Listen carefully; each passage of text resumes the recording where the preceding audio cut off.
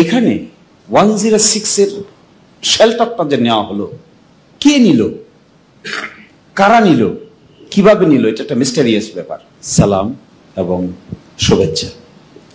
যে বিতর্কটি উঠেছে যে কমিশন কি এক্সিড করছে নাকি পাওয়ার,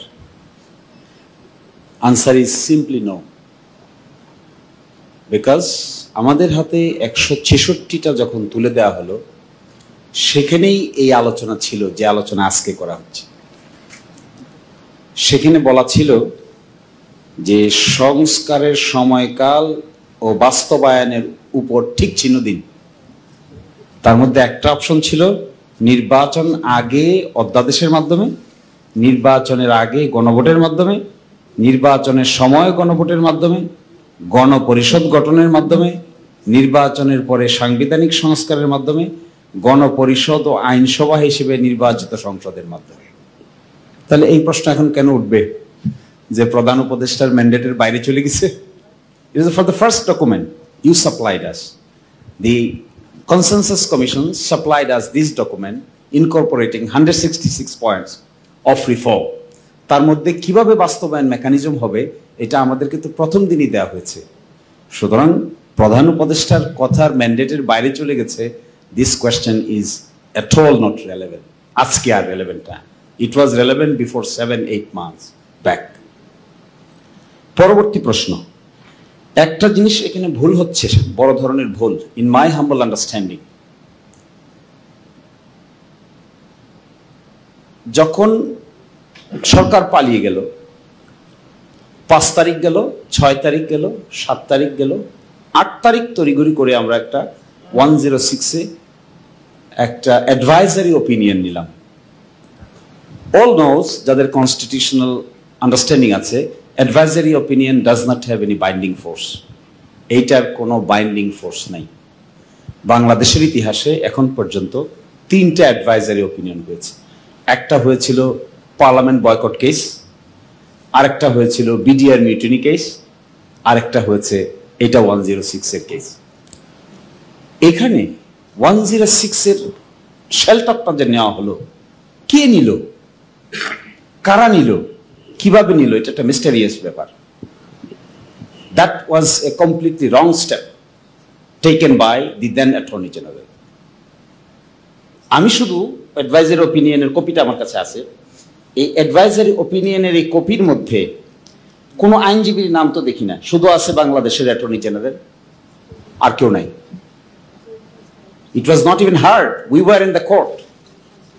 It was not even heard by the court. এই জিনিসটা কিন্তু চ্যালেঞ্জে পড়বে একদিন। We all should be aware of that. This process of issuing advisory opinion will be questioned constitutionally sooner or later. এটা আসবে খুব দ্রুত। আমরা অরিজিনাল ফাইল বিভিন্ন সময় দেখতে চেয়েছিলাম, আমাদেরকে দেখতেও দেয়নি। সো এই কথাটা আমি এখানে রাখলাম। Time will say what will be its fate. যেখানে পালিয়ে গেছে সরকার, বাংলাদেশের প্রধান বিচারপতি সহ বাকিরা কয়েকদিন পরে পালিয়ে যাচ্ছেন, চলে যাচ্ছেন রিজাইন করে, পার্লামেন্ট নাই, সেখানে আমরা অ্যাডভাইজারি ওপিনিয়নের কি হলো এখানে? Who knows about advisory opinion jurisdiction?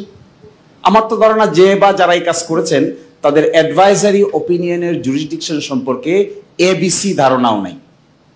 That was completely a miss aborted step taken by the then authority, যেই নিয়ে থাকেন না কেন। তাহলে কি ছিল তখন?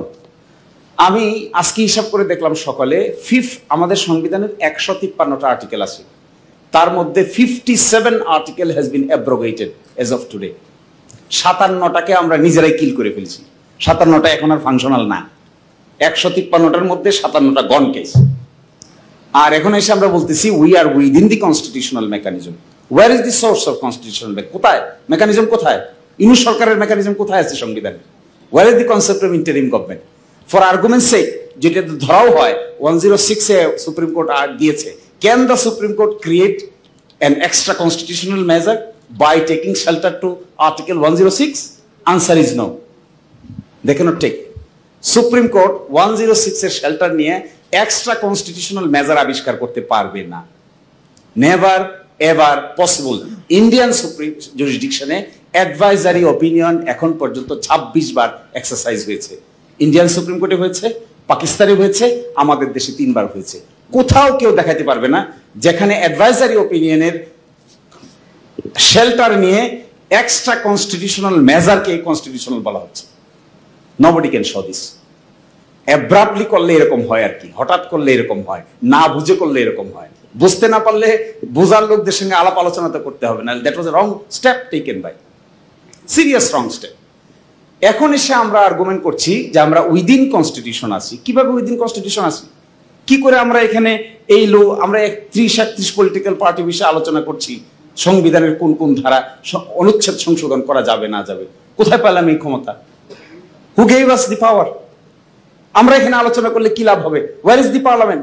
Is this the constituent power? আমাদের কনস্টিটিউয়েন্ট পাওয়ার আছে, পিপলের ম্যান্ডেট আছে। এভাবে যদি হিসাব করেন, যখন সংবিধান এভাবে অ্যাব্রোগেট হয়ে গেছে তখন একটা জিনিস শুধু বকেয়া ছিল, যার উপর আমরা দাঁড়িয়ে আছি।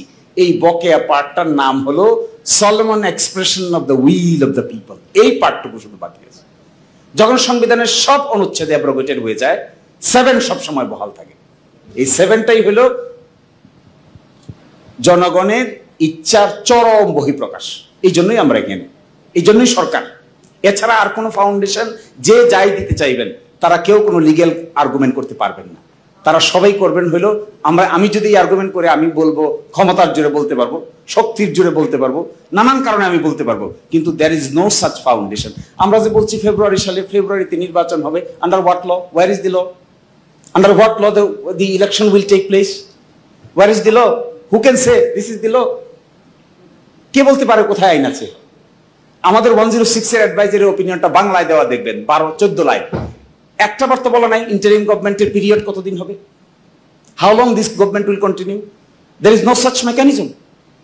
এত কিছুর পরে আমরা বলছি যেখানে পার্লামেন্ট মানে গভর্নমেন্ট সিস্টেম নাই, প্রেসিডেন্ট সিস্টেম নাই, পার্লামেন্ট নাই, আমরা বলছি উই আর নাকি within the constitution. This understanding is my humble view is a serious misunderstanding of the constitutional jurisprudence, also the political jurisprudence. এখন এখান থেকে রাস্তা হলো দুটা। একটা রাস্তা হলো, যদি আমরা মনে করি যে কনস্টিটিউয়েন্ট পাওয়ার আমাদের নাই, অ্যামেন্ডমেন্ট পাওয়ারের বলে আমরা অ্যামেন্ড করতে যাই, যা কিছু হয়েছে আমি can tell you by assurance, 8th amendment case, 7th amendment case, 16th amendment case, Masdar Hossain case, তারপরে সর্বশেষ এখন আলোচনা হচ্ছে 13th amendment কেস, রিভিউ আসছে। সবগুলোতে consistently basic structure of the constitution cannot be changed by way of amendment. Only by applying the constituent power basic structure can be changed. আমরা তো এখানে এগ্রি করতেছি দ্বিকক্ষ বিশিষ্ট পার্লামেন্ট হবে। আমাদের তো unitary parliament, it's a basic structure. You cannot change it, we cannot change it. এই আর্গুমেন্টে হয়েছিল 8th amendment কেসে। 8th amendment কেসে বলা হয়েছিল হাইকোর্ট ডিভিশনকে নিয়ে যাওয়া হয়েছে ঢাকার বাইরে, unitary character of the state has been destroyed. That's why 8th amendment has been declared unconstitutional. Again সব হাইকোর্টে একসাথে। এখন যে আমরা একটা পার্লামেন্টকে দুটো বানাতে চাই, উচ্চকক্ষ নিম্নকক্ষ, এগ্রি করে ফেলেছি, এটা তো we are destroying the basic structure. পার্লামেন্টের বেসিক স্ট্রাকচারকে ডিস্ট্রয় করে দিচ্ছি, আরেকটা জায়গায় ডিস্ট্রয় করে দিচ্ছি। সিরিয়াসলি আমরা বলতেছি আবার আমরা হাইকোর্টকে বিভাগীয় লেভেলে ফিরে পাঠাবো। এই ব্যাপারে তো সুপ্রিম কোর্টের রায় হয়ে গেছে, এই ব্যাপারে তো 8th amendment রায় হয়ে গেছে। কনস্টিটিউশন অ্যামেন্ডমেন্ট করা হয়েছে তো আর্টিকেল 100 তো আবার নতুন করে রিভাইভ করে গেছে। এখন আমরা আবার বলতেছি আবার যাবো সেখানে। এটাও তো ডিস্ট্রয়িং দ্য বেসিক স্ট্রাকচার। এখন বেসিক স্ট্রাকচার ডিস্ট্রয় করে ফেলতে চাচ্ছি, কিন্তু আবার কনস্টিটিউয়েন্ট পাওয়ার অ্যাপ্লাই করতে চাই না, অ্যামেন্ডিং পাওয়ার করতে চাই। একটাও টিকবে না। আমি আপনাদেরকে ফর গডস সেক বলতে পারি, যেদিন আপনাদের যাদের বয়স হয়ে গেছে থাকবেন না, আমাদের যাদের মধ্য বয়স হয়ে গেছে আমরা থাকবো না, আর যারা এই রিভলিউশন ঘটাইছে তারাও সেদিন হয়তো মধ্য বয়সী থাকবে। সবকিছু উল্টে যাবে কনস্টিটিউশনাল জুরিসপ্রুডেন্স নিউ সার্কামস্টেন্সেসে, যদি না কনস্টিটিউয়েন্ট পাওয়ার অ্যাপ্লাই করার অপরচুনিটি বের করা না হয়। এই জন্য আমরা যে কথা বলছি, আমরা বলছি এখন হওয়া উচিত। আমাদের লজ্জা লাগতে পারে, আমরা কিন্তু কেউ সংবিধান সাসপেন্ড করার কথা বলছি না ইন ইটস টোটালিটি। এটা মিথ্যা, এটা ভুল ধারণা। আমরা যে প্রপোজাল দিচ্ছি সেই প্রপোজালে আমরা বলছি যে we do not want to suspend the constitution in its entirety. Then what we want what mister Shaheed president Zia Rahman did. আমরা এটা চাই। আমরা বলছি যে সমস্ত ব্যাপারে আমরা একমত হলাম, এই চার্টারে আমরা এটা বলবো যে এই সমস্ত ব্যাপারে সংবিধানের যে অংশগুলোর সঙ্গে সাংঘর্ষিক হবে, এই সাংঘর্ষিকের মধ্যে আমরা একমত হলাম বিষয়গুলো প্রাধান্য পাবে। That is what is our argument. তাহলে এটাও যদি বলতে না পারি এত আলোচনা কি কারণে? কেন এটা প্রিভিলেন্স পাবে না? কেন আমরা দ্বিকক্ষ বিশিষ্ট পার্লামেন্ট গঠন করব না? এখন তো পার্লামেন্ট আছে এক কক্ষ বিশিষ্ট পার্লামেন্ট, আমরা এগ্রি করছি দ্বিকক্ষ বিশিষ্ট পার্লামেন্ট, আমরা বলছি উচ্চ কক্ষে 105 জন হবে, নিম্ন কক্ষে 300 জন হবে। এই সিস্টেমটাকে যাওয়ার জন্য আমরা কি করে যাবো এটা, যদি না আমরা বলতে না পারি এই কথা যে এই বিষয়ে শুধুমাত্র, নট ইন ইটস এন্টায়ারিটি, সবটা তো আমরা বলতেছি না সাসপেন্ড হবে। শহীদ প্রেসিডেন্ট জিয়া রহমানের সময়ে, তার আগে মুশতাক সাহেবের আমলে, এরপরে এরশাদের আমলে কি হয়েছিল? সেখানে কনস্টিটিউশন ওয়ার্ডার নাম্বার, দি প্রক্লেমেশন ওয়ার্ডার নাম্বার 1 1977, এর মাধ্যমে বাংলাদেশের সংবিধানে আমূল পরিবর্তন আনা হয়, যাকে আমরা absolute faith and trust in the almighty Allah দেখছি, socialism meaning economic and social justice দেখেছি। এগুলো সবই কিন্তু প্রক্লেমেশন নাম্বার 1 1977। সংবিধান তো পরিবর্তন করা হয়েছে প্রক্লেমেশন দিয়ে। আমি আপনার একটু সময়ের দিকে মনোযোগ দিতে বলবো। আমি বুঝতে পারছি আপনার আর্গুমেন্টটা, না আপনি শেষ করুন, আমি এক্ষুনি আপনাকে if you could wrap it up quickly আর কি। ফলে এই জাস্টিফিকেশনটা আমি কেন দিচ্ছি, কারণ many of the arguments are being not in the right track. ফলে এখানে মার্শাল ল প্রক্লেমেশন দিয়ে যদি সাংবিধানিক পরিবর্তন করা যায়, গণ অভ্যুত্থানের পরে কেন স্পেশাল কনস্টিটিউশনাল আদেশ অথবা প্রক্লেমেশন দিয়ে certain provision of the constitution কেন সুপ্রিমেসি দেওয়া যাবে না? মার্শাল ল কি বেশি পাওয়ারফুল নাকি গণ অভ্যুত্থান বেশি পাওয়ারফুল? মিলিটারি রুল কি বেশি ক্ষমতাধর নাকি আমাদের গণ অভ্যুত্থানের ক্ষমতা বেশি? In my humble understanding, this mass movement is much more powerful than any other military law. ফলে যে আর্গুমেন্ট করা হচ্ছে যে এই ডিক্রি জারি করতে গেলে লাগবে হলো military chief, no, people will declare it on behalf of the people who will declare, 2-3 authorities will declare it। এই কথা বলবে, এই বিষয়গুলো প্রাধান্য থাকবে।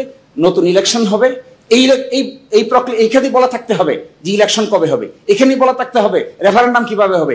যদি এই ডকুমেন্ট তৈরি করা না যায়, তাহলে ভ্যাকুয়াম রেখে যে আমরা অগ্রসর হচ্ছি, এই ভ্যাকুয়ামের জবাব আমরা কেউই দিতে পারবো না, কোনোদিনই দিতে পারবো না।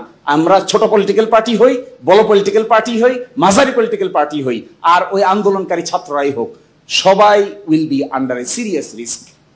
এই প্রেক্ষাপটে আমরা বলেছি এইরকম একটা দিতে হবে প্রভিন্সিয়াল কনস্টিটিউশনাল আদেশ, ওই অনুচ্ছেদগুলো সম্পর্কে, সব অনুচ্ছেদগুলো সম্পর্কে নয়।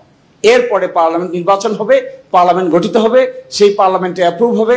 আর যদি এটাকে আরো সিলগালা করতে হয়, তখন একটা রেফারেন্ডাম দিয়ে এটা অ্যাপ্রুভ করে দেওয়া যেতে পারে, যেমনটি শহীদ প্রেসিডেন্ট জিয়াউর রহমানও করেছিলেন, রেফারেন্ডামের আয়োজন করেছিলেন, ওনার কনফিডেন্স নিয়েছিলেন।